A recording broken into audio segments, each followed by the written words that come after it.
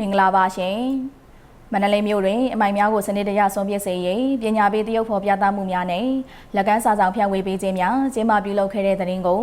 မန္တလေးမြို့တော်စီမံသားရေးကော်မတီသတင်းရုပ်သံထုတ်ပြန်ရေး MTY Press မှတင်ဆက်ပေးမှာဖြစ်ပါတယ်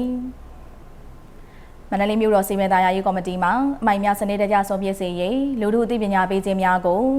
မန္တလေးတိုင်းဒေသကြီးမဟာအောင်မြင်မြို့နယ်62လမ်းနဲ့42လမ်းတောင်းရှိမနော်ရမန်ဈေးရှိတွင်စီကားတိုင်းမြိုက်စွာကျင်းပပြုလုပ်ခဲ့တာနဲ့ပတ်သက်ပြီးမန္တလေးမြို့တော်စီမံသားရေးကော်မတီတန်ရှင်းရေးဌာနမှဌာနမှူးဦးမောင်မောင်မြင့်ကအခုလိုပြောပြထားပါတယ်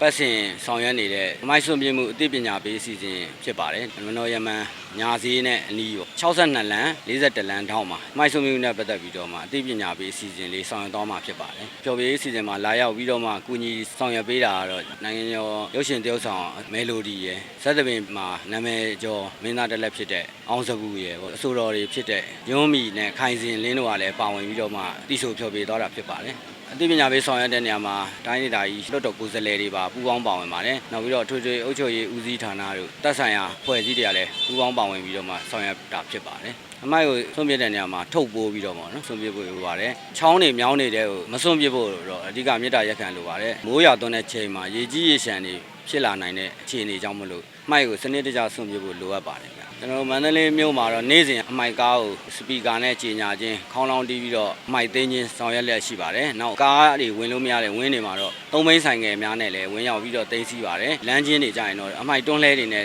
နေ့စဉ်သိမ်းဆည်းဆောင်ရွက်ပေးလျက်ရှိပါတယ်။အမိုက်ဆိုအမိုက်6ဆိုပြီးတော့ဖွဲပြီးတော့ဆွန့်ပစ်ဖို့ကျွန်တော်တို့ဆောင်ရွက်သွားမှာဖြစ်ပါတယ်။အမိုက်နဲ့ပတ်သက်ပြီးတော့အသိပညာပေးအစီအစဉ်တွေဆောင်ရွက်တယ်။တနင်္လာနေ့တိုင်းမှာပလတ်စတစ်ဆွန့်ပစ်မှုကိုရှော့ချတဲ့အနေနဲ့ပေါ့နော်။ဈေးတွေမှာပလတ်စတစ်ရှော့ချရေးအစီအစဉ်တွေဆောင်ရွက်တယ်။အမိုက်ဆွန့်ပစ်မှုကိုစနစ်တကျနဲ့ဆွန့်ပစ်မှသာလျှင်ကျန်းမာရေးကိုလည်းကောင်းမွန်စေမှာဖြစ်ကြောင်းပြောကြားလိုပါတယ်အဆိုပါအခမ်းအနားတွင်အမိုင်များကိုစနစ်တကျဆုံးဖြတ်စေရေးတရုတ်ဖော်ပြသမှုများနဲ့အတူနိုင်ငံကျော်အမှုပညာရှင်များမှဒေသချင်းကာလများဖြင့်ဖျော်ဖြေတင်ဆက်ခဲ့ကြောင်းသိရပါတယ်ရှင်